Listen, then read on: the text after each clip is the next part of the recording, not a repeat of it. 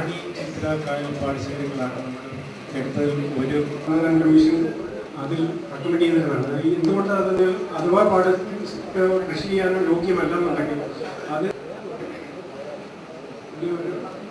ഈ പദ്ധതി ഇപ്പോൾ ഇൻവെസ്റ്റ്മെന്റ് ക്ലിയറൻസ് വരെ ആയിട്ടുണ്ട്. ഇനി അച്ചൻകോവിലാറിന്റെ തെക്കുവശത്തുള്ള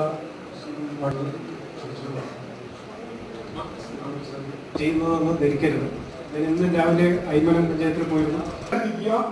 കാര്യങ്ങൾ മാത്രം പറയും. ഞാൻ ചുരുക്കി എന്ന് പറയാം. ഒരു കാലത്ത് അതുകൊണ്ടാണ് ഞാൻ പാടശേഖര കമ്പനികളെ തന്നെയാണ് വിശ്വാസം എടുക്കേണ്ടത്. അപ്പം തങ്ങളുടെ പാടങ്ങളിൽ ഏത് തരം കെട്ടാണ് വേണ്ടത്, ഏത് തരത്തിലുള്ള ഫണ്ടുകളാണ്, ഫണ്ടുകൾ ഉണ്ടാക്കുന്നതിനെ സംബന്ധിച്ചാണല്ലോ സ്വാമിനാഥൻ പ്രധാനമായിട്ട് റിപ്പോർട്ട് ചെയ്തത്. അതുപോലെ AC കനാലയുടെ കാര്യവും അദ്ദേഹം പറഞ്ഞിട്ടുണ്ട്. ഈ ഫണ്ടുകൾ എങ്ങനെയുള്ളതായിരിക്കണം എന്നുള്ളതിനെ സംബന്ധിച്ച് നിങ്ങൾ തന്നെയാണ് അഭിപ്രായം പറയേണ്ടത്. കാലഘട്ടം ഉണ്ടാക്കാൻ പാടില്ല. നമ്മളെ സംബന്ധിച്ചിടത്തോളം സ്വാമിനാഥൻ നിർദ്ദേശിച്ച അതേ സ്പിരിറ്റിൽ നിന്നുകൊണ്ട് ഈ വർക്ക് പൂർത്തിയാക്കാൻ ഉദ്ദേശിക്കുന്നത്. സമയബന്ധിതമായി പൂർത്തിയാക്കാൻ നടപടികൾ സ്വീകരിക്കും. അടുത്ത മാർച്ച് 3-ാം തീയതി അടുത്ത റിവ്യൂ മീറ്റിംഗ് വയ്ക്കുകയാണ്. പുരോഗതി ഉണ്ടോന്ന് അറിയണം. മാസം തോറും റിവ്യൂ മീറ്റിംഗ് വെച്ച് ഇത് കൃത്യമായി ഈ പണികൾ നടത്തിക്കൊണ്ടുപോകാൻ ശ്രമിക്കുന്നതാണ്. അഴിമതി ഇല്ലാതെ ഈ കാര്യങ്ങൾ ചെയ്യുന്നതിന് പ്രതിജ്ഞാബദ്ധമാണ്.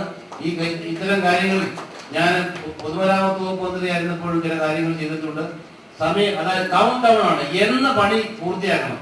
തിരുവനന്തപുരത്ത് വർക്ക് എടുക്കുക, തറക്കല്ലിട്ട് അന്ന് തന്നെ എന്നെ ഉദ്ഘാടനം നടത്തുമെന്ന് തീരുമാനിച്ചു. ആ ദിവസം തന്നെ ഉദ്ഘാടനം നടത്തി. അതുപോലെ കുട്ടനാട് പാക്കേജ് ഇന്ന ദിവസം പൂർത്തിയാക്കുന്ന തീരുമാനം ഇപ്പൊ ഞാൻ എടുക്കുന്നില്ല. ഏതാനും മാസങ്ങൾ കൂടി തീരുമാനം എടുക്കും. അതനുസരിച്ച് സമയബന്ധിതമായി മുന്നോട്ട് നിന്നും ഇത് പൂർത്തിയാക്കും. കുട്ടനാടിന്റെ എല്ലാവിധമായ പുരോഗതിക്ക് ഉതകുന്ന ഒരു പാക്കേജാണിത്. ഇവിടെ പ്രദേശത്ത് ഈ 5